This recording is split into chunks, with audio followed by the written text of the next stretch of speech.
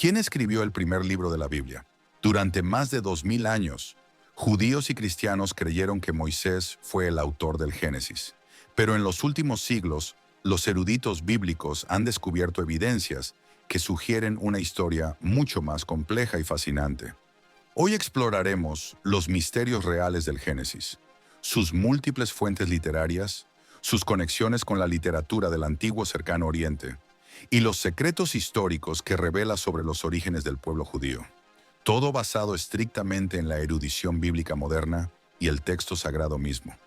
Prepárate para descubrir que la verdad sobre este libro ancestral es más extraordinaria que cualquier ficción. Durante siglos, la tradición judía y cristiana atribuyó la autoría del Génesis a Moisés. Pero el propio texto del Génesis nunca afirma que Moisés lo escribiera. De hecho, contiene pistas intrigantes que sugieren lo contrario. En Génesis 36:31 leemos: «Y los reyes que reinaron en la tierra de Edom, antes que reinase rey sobre los hijos de Israel». Esta frase implica que ya había reyes en Israel cuando se escribió, algo que ocurrió siglos después de Moisés. En el siglo XIX, los eruditos alemanes desarrollaron la hipótesis documentaria, que propone que el Génesis fue compilado a partir de al menos 4 fuentes diferentes. La fuente J, yavista, usa consistentemente el nombre Yahvé para Dios y presenta un estilo narrativo vívido y antropomórfico. Se cree que fue escrita alrededor del 950 a.C. en el Reino del Sur. La fuente E, eloísta, prefiere el término Elohim para Dios y muestra influencias del reino del norte de Israel, probablemente del siglo VIII a.C. La fuente P, sacerdotal, se enfoca en genealogías, rituales y ordenanzas, reconocible por su estilo formal y su interés en los detalles del culto. La fuente D, deuteronomista, aunque más presente en otros libros, también influyó en la compilación final del Génesis. Esta teoría explicaría por qué encontramos aparentes duplicados en el Génesis.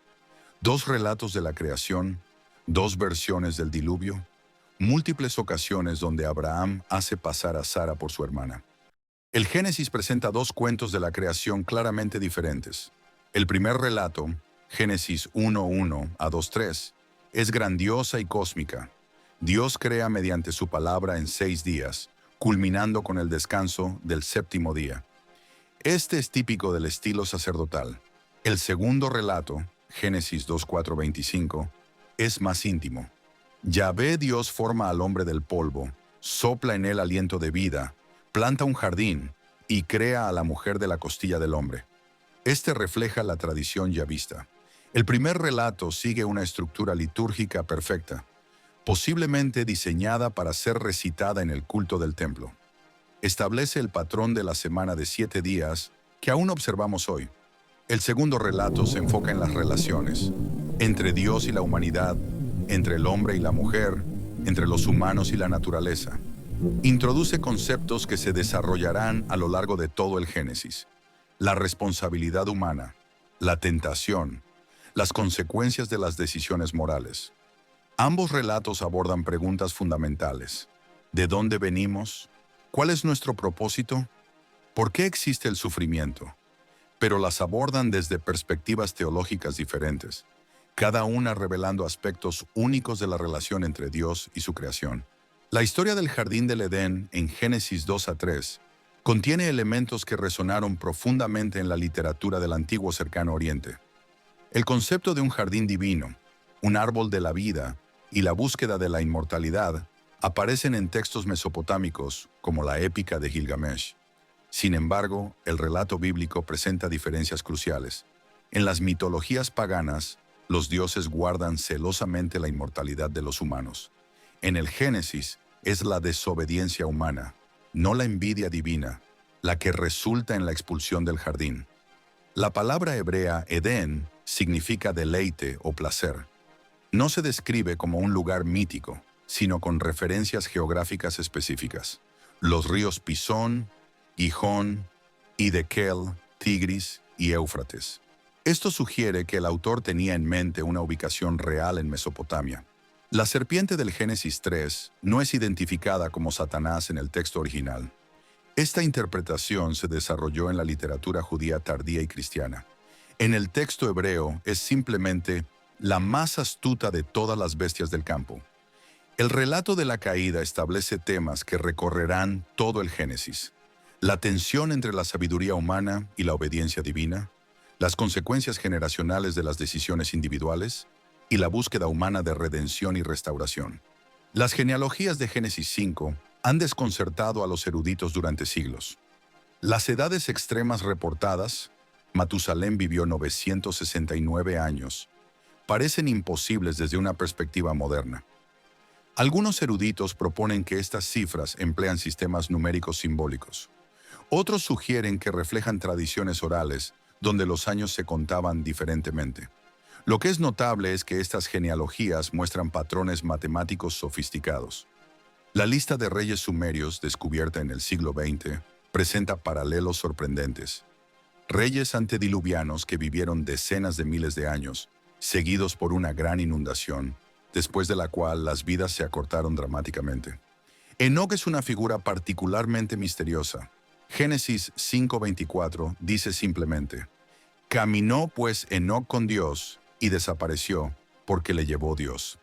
Esta frase única ha generado una vasta literatura apocalíptica posterior. Estas genealogías sirven un propósito teológico claro: conectar la humanidad postdiluviana con los orígenes de la creación, estableciendo continuidad divina a través del juicio del diluvio. El relato del diluvio en Génesis 6-9 presenta evidencias claras de múltiples fuentes literarias. Los eruditos han identificado inconsistencias que sugieren la fusión de dos tradiciones diferentes. Una que habla de un par de cada animal, otra que especifica 7 pares de animales limpios. La historia del diluvio tiene paralelos notables en la literatura mesopotámica, especialmente en la épica de Gilgamesh y el poema de Atrahasis. Sin embargo, el relato bíblico presenta diferencias teológicas significativas. En las versiones mesopotámicas, los dioses envían el diluvio por razones caprichosas. Los humanos hacen demasiado ruido. En el Génesis, es una respuesta moral a la corrupción humana generalizada. Génesis 6:5 declara: «Y vio Jehová que la maldad de los hombres era mucha en la tierra, y que todo designio de los pensamientos del corazón de ellos era de continuo solamente el mal». El pacto que Dios establece con Noé después del diluvio, Génesis 9, es teológicamente revolucionario, es universal, incluye toda la creación y es incondicional.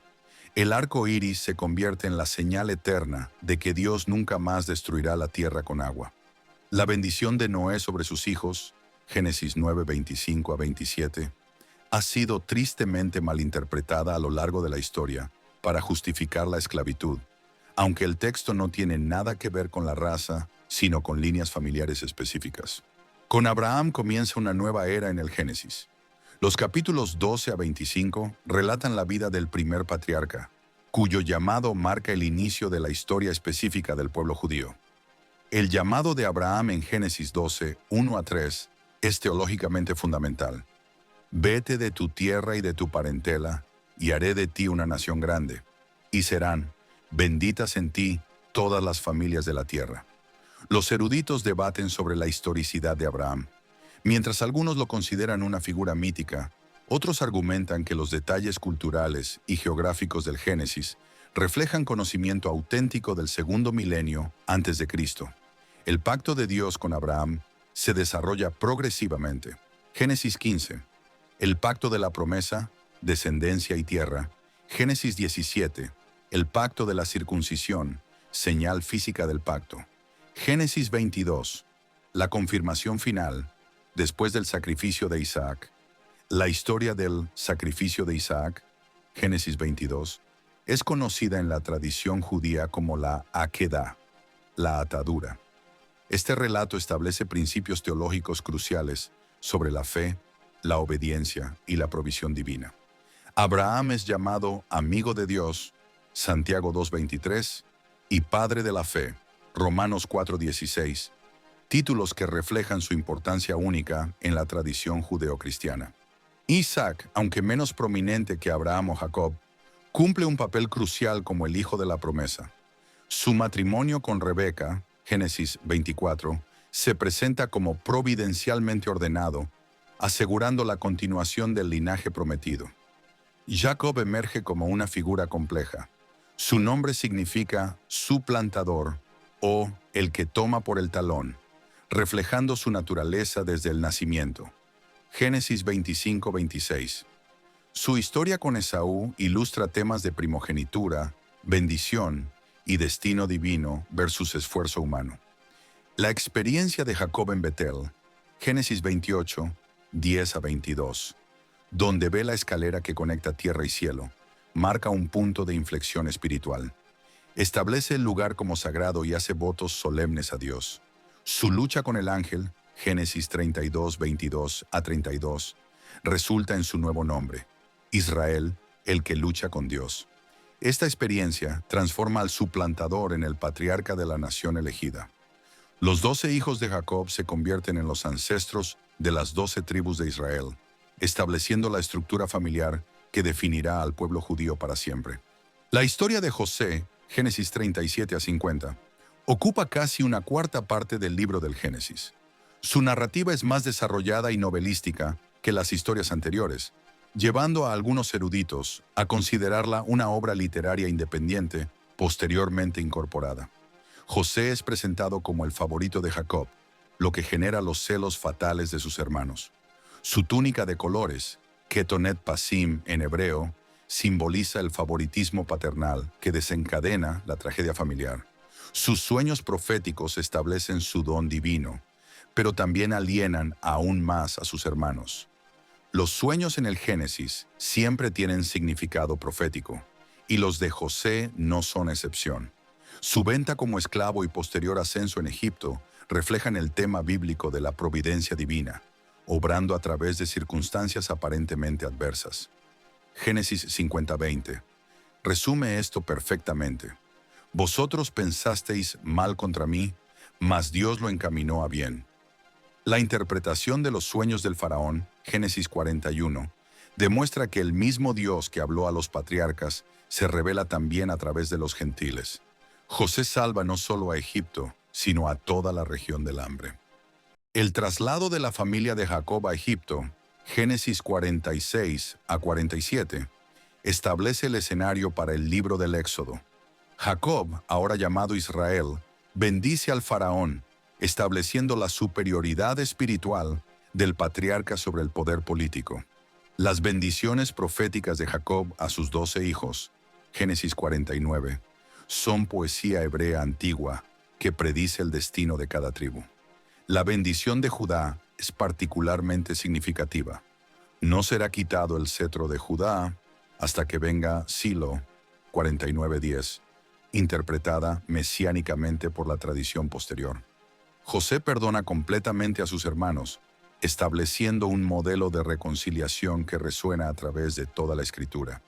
Su administración de Egipto durante la hambruna muestra sabiduría económica que benefició tanto a Egipto como a su familia. La muerte de Jacob y su embalsamamiento, Génesis 51-14, muestran la asimilación cultural de la familia patriarcal en Egipto, mientras que su entierro en Canaán mantiene la conexión con la tierra prometida. José muere a los 110 años, la edad ideal según los estándares egipcios. Sus últimas palabras, Génesis 50, 24-25, miran hacia el futuro.